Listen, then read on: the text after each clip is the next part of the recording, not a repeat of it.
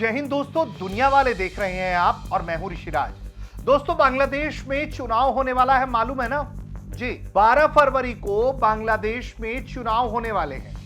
300 सीटों पर उम्मीदवार उतरेंगे, वोटिंग होगी। तो क्या माहौल है, कौन जीत रहा है? क्या जमात का पक्ष जो है वो भारी हो चला है? क्या जो जेनजी की पार्टियां हैं या जो जेनजी आंदोलनकारी हैं वो किसकी तरफ जाते दिख रहे हैं? आवामी लीग चूंकि चुनावी फ्रेम में नहीं है तो उसका फायदा किसको मिल रहा है? कौन ज्यादा बांग्लादेश में उदारवादी दिखाई पड़ रहा है और कौन कट्टरवादी दिखाई पड़ रहा है? तो ऐसे तमाम सवालों के जवाब हम तलाशने की कोशिश कर रहे हैं दुनिया वाले के इस एपिसोड में।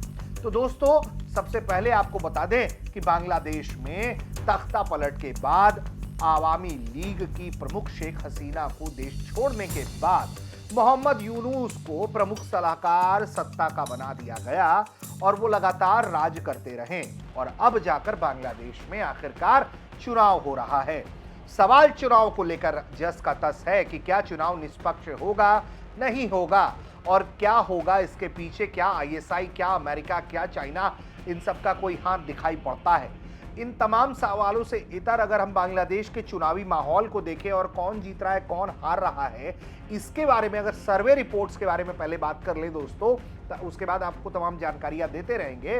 तो सबसे पहले सर्वे क्या कहते हैं ये जानते हैं। तो दोस्तों, जो हाल में सर्वे आया उस सर्वे में कई बड़े सर्वे हुए जिसमें प्रोथम अलो, डेली स्टार जैसे सर्वे हुए। इसके अलावा कई एनजीओज ने भी सर्वे करवाए। एक जो सर्वे हुआ एक एनजीओ का, स्थानीय सर्वे था, उसके मुताबिक 70% जो लोगों ने जवाब दिया उन्होंने कहा कि वो बीएनपी को वोट देने की इच्छा रखते हैं। वहीं जो कुछ सर्वे है जैसा कि प्रोथम अलो है, डेली स्टार है, उसमें बीएनपी और जमात के बीच में कड़ी टक्कर दिख रही है और बीएनपी को तकरीबन 33 से 35% वोट मिलता दिखता है। वहीं जमात को 30 से 34% का समर्थन मिल रहा है। देखिए, एक और बड़ा ट्विस्ट आ गया है बांग्लादेश के चुनाव में। देखिए, दो लोग हैं जो खेल पलट सकते हैं। एक कि ये जेनजी, भारी आंदोलन के बाद चुनाव हो रहा है, सब पर नजरें हैं, पूरी दुनिया की नजरें हैं कि ये जेनजी क्या चाहता है। क्या ये कट्टरपंथी ताकतों के साथ जाना चाहता है या उदारवादी शक्तियों के साथ जाना चाहता है? हाल के दिनों में बांग्लादेश में जो स्थिति रही है उसकी तस्वीर बताएंगे तो आप समझेंगे कि बांग्लादेश किस तरफ जा रहा है। लेकिन ये जो अवामी लीग पर प्रतिबंध लगा दिया गया चुनाव लड़ने से, उनको फिगर से आउट किया गया यूनुस के द्वारा चालबाजी में कि शेख हसीना को बाहर करते हैं। और ऐसे में जो अवामी लीग के मतदाता हैं पारंपरिक रूप से, उनका मानना है 48% अवामी लीग के वोटर्स जो रहे पारंपरिक रूप से, वो कहते हैं कि जी हम तो बीएनपी को वोट देंगे, बीएनपी का लाइन ठीक दिख रहा है। वहीं 30% जो है अवामी लीग के मतदाता जमात के साथ जाना चाहते हैं और कुछ इधर उधर होना चाहते हैं। लेकिन देखो दोस्तों, उसमें क्या खेल है? खेल यह है कि बीएनपी अपने आप को उदारवादी बता रही है, उसने अपनी पॉलिसी चेंज की है, जमात के साथ अलाइनमेंट खत्म किया है। जमात ने भी जो अपना मैनिफेस्टो जारी किया उसमें कहा कि भैया हम सबको न्याय देंगे, सबको समान रखेंगे, सबको समान अवसर मिलेगा, दुनिया भर में जो पॉलिसी है बांग्लादेश के हित में होगी, रोजी रोजगार पर काम करेंगे। यानी कि वो जो कट्टरवादी छवि जमात की रही है, और ये वो जमाती हैं जो पाकिस्तान की तरफ देखते रहे हैं, वो जमाती इस तरह की बात कर रहे हैं। इन पर भरोसा कर सकते हैं, नहीं कर सकते हैं, क्या कर सकते हैं, ये तमाम तरह का सवाल है। लेकिन जो स्थिति है वो यही पिक्चर बनाती हुई दिखाई पड़ती है, जहां ये जो जमात है वो कड़ी टक्कर दे रही है सर्वे में बांग्लादेश के चुनाव में। अब आपको बताते हैं परिस्थिति क्या है। वहां जो जनरल इलेक्शन है 12 फरवरी को, उसमें 2024 के विद्रोह के बाद पहला ऐसा चुनाव होगा। और उसके बाद में जो स्थिति है वर्तमान हालत की अगर हम बात करें तो जनवरी 2026 में कम से कम 10 लोगों की मौत हुई है, 555 लोग घायल हुए हैं। अलग अलग मीडिया रिपोर्ट्स की जो जानकारी है कि ये जो तमाम हत्या हुई है, मौत हुई है या जो लोग घायल हुए हैं, उसमें बांग्लादेश नेशनलिस्ट पार्टी यानी कि बीएनपी के लोग, जमाते इस्लामी और अन्य पार्टियों की झड़पों से जुड़े हुए हैं। युवा आंदोलन जेनजी ने 2024 में जो विद्रोह किया था वो बड़ी भूमिका निभाई थी। अब उनकी नई पार्टी में फूट पड़ गई है और महिलाओं को साइडलाइन किया जा रहा है। जो उन्होंने एक एनसीपी बनाई है अपनी, उसको लेकर कई तरह के सवाल खड़े हो रहे हैं। उस पर ज्यादा भरोसा नहीं है, ये लोग टूट रहे हैं। कुछ बीएनपी के साथ जाते दिखते हैं, कुछ जमातियों के साथ जाते दिख रहे हैं। अब जो अवामी लीग के निकल जाने के बाद बीएनपी और जमात के बीच में जो टक्कर है, ऐसे में जमाते इस्लामी के नेतृत्व वाली 11 पार्टियां हैं गठबंधन में बीएनपी के सामने। उसमें एनसीपी जो है, नेशनल सिटीजन पार्टी जो बनी है, वो भी है। कुल 50 से ज्यादा पार्टियां हैं। इंडिपेंडेंट उम्मीदवार भी 300 सीटों पर लड़ रहे हैं। शेख हसीना ने भारत से निर्वासन से चुनाव की निंदा की है और इसे फिक्स्ड बताया है। हालांकि देश में अस्थिरता है, मीडिया, सिविल सोसाइटी पर हमले हो रहे हैं और ये सब चिंता का विषय है। हालांकि कुछ चीजें जो हैं अच्छी दिखी, जैसे कि बीएनपी का जो रैली हुआ वो बड़ा शांतिपूर्ण रहा, हंगामा नहीं हुआ।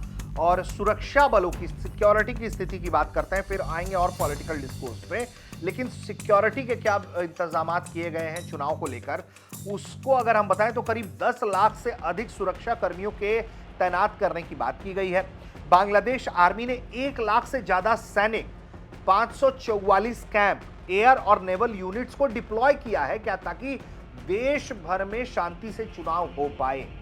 और ये जो हॉटस्पॉट्स बनाए गए हैं, पोलिंग सेंटर्स बनाए गए हैं, महत्वपूर्ण स्थान है, वहां पर लेयर्ड प्रोटेक्शन किया गया है, साइबर मॉनिटरिंग हो रही है। मोहम्मद यूनुस ने सशस्त्र बलों को फ्री फेयर जो है वो चुनाव कराने के निर्देश दिए हैं, लेकिन ये जो यूनुस है उसकी ही नीयत पर कई तरह के सवाल लगातार खड़े होते रहे। चुनाव आयोग ने रियल टाइम अपडेट्स के लिए भी सिक्योरिटी ऐप लॉन्च किया है। पुलिस, अंसार, बॉर्डर गार्ड्स के साथ कोऑर्डिनेशन हो रहा है, जो बताया जा रहा है। कुछ इलाकों में हिंसा पर लॉ इन्फोर्समेंट की अनदेखी की शिकायतें हैं, लेकिन लगातार ये जो सुधार की बात की जा रही है वो कुछ हो रहा है, कुछ नहीं हो रहा है। जो मौजूदा गाइडलाइंस हैं उसको लेकर भी सवाल उठ रहे हैं, निष्पक्षता पर सवाल उठ रहे हैं। ऐसे में मॉनिटरिंग को लेकर भी जो है वो ऑब्जर्वर्स तैनात किए जा रहे हैं, तक जो फ्री फेयर चुनाव का वादा सरकार ने किया था, अंतरिम सरकार ने, मोहम्मद यूनुस ने, उसने इंटरनेशनल ऑब्जर्वर्स को बुलाए हैं, जिसमें EU, OIC, कॉमनवेल्थ जो है वो चुनाव की निगरानी करेंगे। ये जो संख्या है 50 से अधिक है।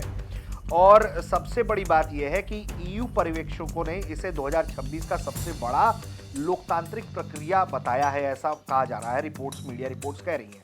लेकिन जिस तरीके से सर्वे के आंकड़े हमने आपको बताए और जिस तरह की चुनावी परिस्थिति बांग्लादेश में बन रही है, उसके मद्देनजर आपको यह समझना होगा कि भारत और बांग्लादेश के संबंध इस वक्त बेहद बुरे स्तर पर हैं। हिंदुओं पर वहां जिस तरह से हमले और आक्रमण हुए वो लगातार रिश्तों को खराब करने की मुख्य भूमिका में रहा। बांग्लादेश से होने वाले घुसपैठ को लेकर भी देश में आवाज लगातार उठती रही।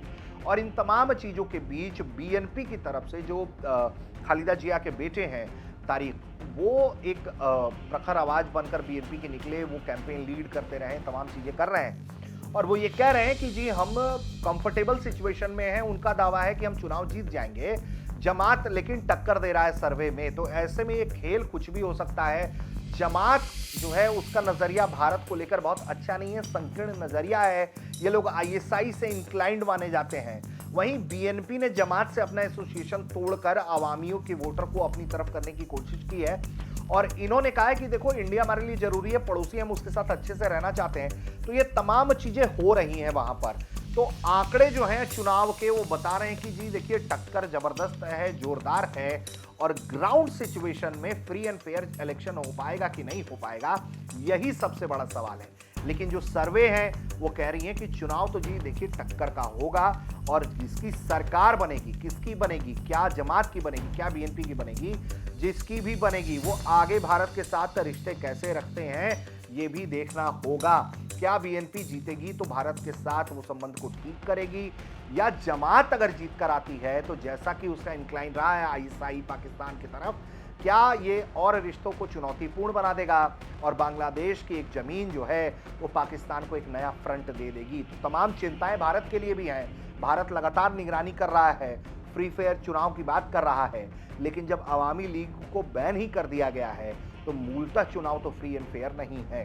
बाकी दुनिया जो ड्रामा कर रही है वो देखते रहिए और देखिए कि क्या चुनावी नतीजे भी सामने आते हैं इस चुनाव के बाद। उम्मीद करते हैं कि आपको दुनिया वाले का ये वीडियो पसंद आया होगा। आप देखते रहे थे भारत तक।